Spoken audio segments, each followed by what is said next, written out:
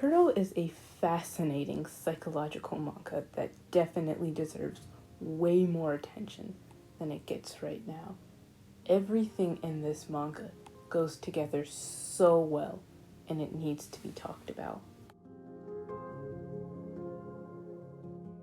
While I won't spoil too much of the story of Kuro, I will say that this story is great, but it was executed even better than what the idea already was. The only problem I would say that I have with the story is near the end it got a bit confusing, but it was fine as there was a nice catharsis that wrapped it all up. While art doesn't seem like an important thing to talk about, it is with Kuro, as this manga is completely in color outside of its side chapters. The color in this manga helps portray the story, and multiple plot lines wouldn't work without it. The color helps give you this sense of dread that I don't think I would feel in black and white.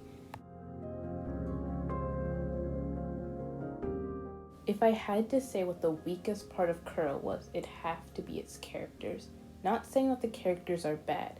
Actually, a great deal of them are pretty good, but they lack the proper time to develop the depth that they need, as this manga is extremely short. I finished it in about 25 minutes, despite it being 198 chapters. It's not that long. Each chapter is like 2 pages. But I would say the characters are fairly entertaining and likable from what we were given of them.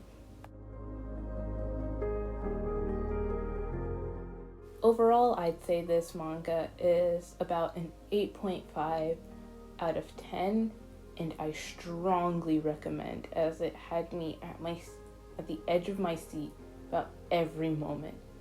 Every little twist and turn was so exciting to me. Hopefully this manga could pull a Mushoku Tensei and get an anime adaptation years later, as its sister series, Shadow's House, which I also recommend, is getting an anime adaptation April 11th of this year.